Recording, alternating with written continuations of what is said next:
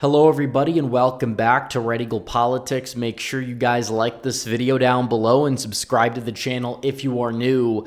So yesterday we talked about new developments happening in the state of Wisconsin, the Badger State, for 2026. And in today's video, we're going to turn to the Tar Heel State to talk about the Senate race there, because Republicans hold 53 Senate seats and they're really only at risk of losing two of those that they hold this upcoming cycle. Meanwhile, Democrats are also at risk of losing several Senate seats as well. It's going to be competitive. I think Maine stays Republican. That would put them at 52, which again, that's a decent majority, but you'd like to have a sizable majority, not just one that would possibly be at risk if everything goes right for the Democrats in 2028. You want a play for keeps majority, which means you're not going to lose the Senate for like a decade at the rate things are going. So North Carolina, the Tar Heel State, that is the ground zero for Republicans. It's an open seat, which I think is a good thing because Tom Tillis is really awful and everybody hates him now. His approval's in the gutter. So it's good that he's out. So you also get somebody that's not only better and not a rhino or total rhino clown, you also get somebody who is possibly more electable. Now, a lot of people were saying Laura Trump would be the choice. Donald Trump himself has made a different decision. I don't think Laura Trump really wanted to run, and I've said that there were two main things that I'm not going to say that would have helped the Democrats if she's the Republican nominee, but possibly were just not set up to be the best cycle for her to run for the Senate. And obviously, you have number one, which is the fact that she was teasing a possible appointment in Florida. So people are going to kind of see that as a carpetbag move, at least right away, even though she has more ties to North Carolina. And also Donald Trump, she's tied to Trump, which is good. And at the same time, if Trump's approval goes down, you could say that it might hurt Republicans because, she'll be inseparable. I think it would be good for turnout, though. I think that this is mainly a decision that she's making to, raise her family. Maybe later on down the line she'd run. I think she'd win when she does. But as of right now, I think Trump just sees that there's possibly a better option electorally. And first and foremost, Donald Trump wants to go out there and win this seat because he has to pass his agenda. He's got to confirm judges. You have a lot of rhino defectors. Tillis is one of them, and now he's gone. So, you have Murkowski. Maybe 2028, we could work on finding a way to get rid of her. You'd have to, look at the ranked choice voting thing and make sure that you can get rid of that. And then she's more than likely going to be forced into retirement if you're able to do that. But who knows? But Trump has endorsed Michael Whatley. He's endorsed Michael Whatley. He says, he's ran the RNC along with Laura Trump, and he did a great job. And he helped Trump win. And you did have a massive positive leadership change. Ronna Romney McDaniel gone. This very competent guy from North Carolina comes in, works with Laura Trump and Trump's family members. And, you have somebody who's close to Trump and very competent at his job. And now Donald Trump says he would make an unbelievable senator. He's fantastic at everything he does, great at the RNC. We won the swing states, the popular vote, and the Electoral College by a landslide. We have to get this guy into the United States Senate. And Trump says he's good on, he goes on to basically say all of the, topics that are part of his agenda or that Republicans support. And then he says that Joe Gruters, who ran Florida's GOP, you saw this massive turn to the right under his leadership to be the RNC chairman. Some people are saying it's a downgrade. I guess we could get into that at some other time.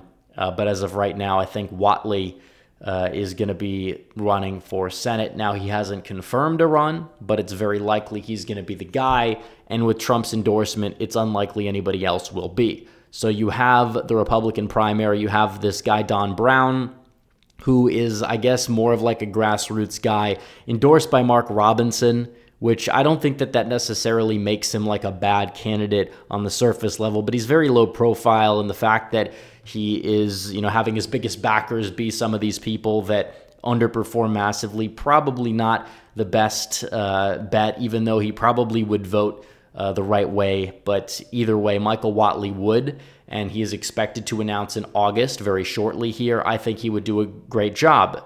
Pat Harrigan, if Whatley decides not to run, then maybe Harrigan would be a good choice, because it just sounds like the guy is built for North Carolina politics. Pat Harrigan, it just sounds like a very North Carolina Republican politician name. And, it's hard to explain, but it when you see it. It's that sort of thing. And him on the ballot, I think he would do well. So I think Whatley is going to be the guy, though, and I think it's a very good decision.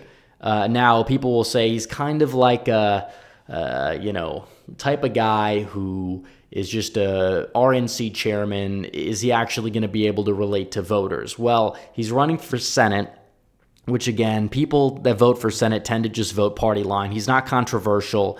He's generic enough and solid enough to be a good senator and to cross the finish line.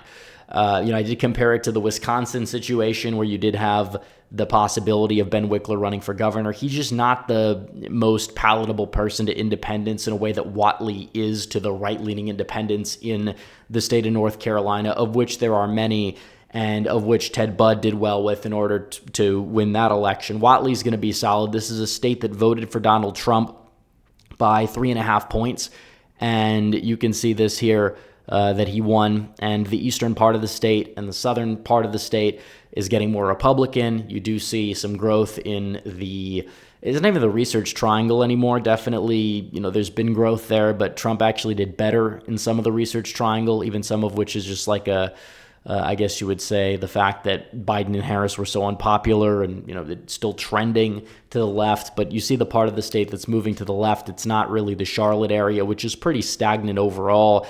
It's mainly the Buncombe County area. You're seeing a lot of liberals move to Asheville, and you see a little bit of spillover into some of the other red counties there. But regardless, it's a state that's pretty stagnant because you have two parts of the state that are trending in different directions, but are doing so relatively consistently. And it is a midterm year. People will say that usually hurts Republicans if less people are voting. However, North Carolina is still a state where the higher propensity electorate, and this is the case in a lot of the Deep South, where you do have a stronger historical voter participation among white working class voters, combined with the fact that there's a higher share of the Democrat electorate that is black and lower propensity. We see this in Georgia, where when you have a slightly lower turnout electorate, Republicans do better, even in these special elections. North Carolina is similar. I don't think it's going to be too much of a problem compared to Michigan or Wisconsin, where propensity is a really, really big factor and could alter, different races.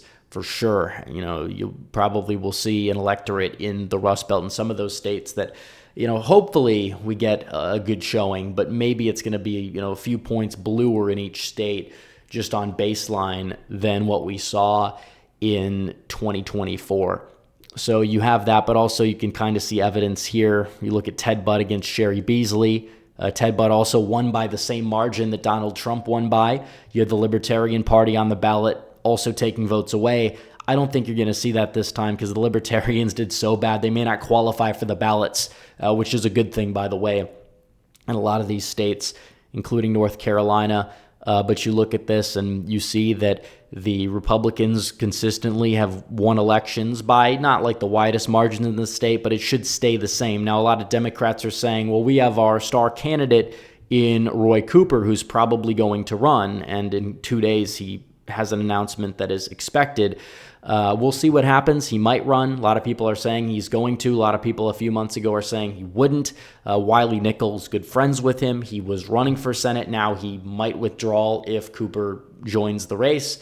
So again, it's very likely that you're going to see the fields cleared in both of these races for Whatley and Cooper. And Cooper is somebody that I think is very overhyped and overrated because, North Carolina, they love their Democrat governors, but they don't like their Democrat senators.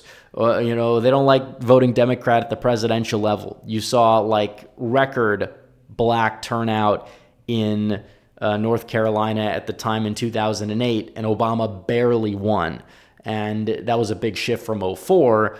but the state now is like, it's kind of drifted. I wouldn't say too much to the right, but it's pretty stagnant as like a tilt to lean Republican state. If it's a bad year for Republicans, maybe they win it by like 1. If it's a really good year, maybe they win it by 3. I think Cooper and Whatley are both decent candidates overall for their respective parties, but I don't think Cooper is like this unbeatable type of guy. If he joins the race, for sure, makes it a little bit tougher, I would believe. I think with Nickel, the Republicans would have no issue going out there and winning this race. But you have a strong Republican that can fundraise a ton of money. He's very good at what he does. He can target voters very effectively, and he's palatable, and he has the Trump endorsement. But he also has like the vibe of kind of just a generic Republican candidate. Exactly what you would want and need for a swing state in a midterm like this. I think that as it stands now, it's a toss-up. I think it tilts more Republican than it doesn't. I really do. And as for somebody like Roy Cooper, I do believe that he is going to go out there on the federal level, and there's going to be some crossover voters that he's going to lose because it's not a governor's race anymore. And even so, when he was winning those gubernatorial races, he won in 2016. He did outrun the Democrats at the top of the ticket by a few points, barely won against an unpopular Pat McCrory. And then in 2020, he underperformed expectations against a lieutenant governor when he was, a governor during COVID, when he had restrictions that were actually popular, because in 2020, restrictions were largely popular for one reason or another. Maybe not as much as they were in like April 2020, but by November, they lost some popularity, but it was still a decent level of popularity to the point where that helped him. And if it wasn't for COVID, there's really no evidence that he would have gone out there and even won, let alone win by 4 or 5. But he's been consistently outrunning the top of the ticket for the Democrats by 3 to 5 points at the state level. At the federal level, that typically goes away, especially against somebody like Whatley, who's very politically skilled and can fundraise. So we'll see what happens. Roy Cooper supposedly entering the race, but you also have Michael Whatley running on the Republican side, who did a great job at the RNC. We'll see what happens at the RNC, what could change at the RNC. But regardless, this is a red state. It may not be the reddest state in the region or in the country, but even in a midterm year, it should, in my opinion, more likely than not, depending on what happens, stay in Republican hands. But it's going to be a hotly contested race, and definitely one of the races to watch next fall. So anyways, guys, thanks for watching this video. Like this video down below, comment down below, subscribe to the channel, hit the bell for notifications so you never miss another video. Follow me on social media. The links are all in the description down below, and I will see you guys in the next one. Red Eagle out.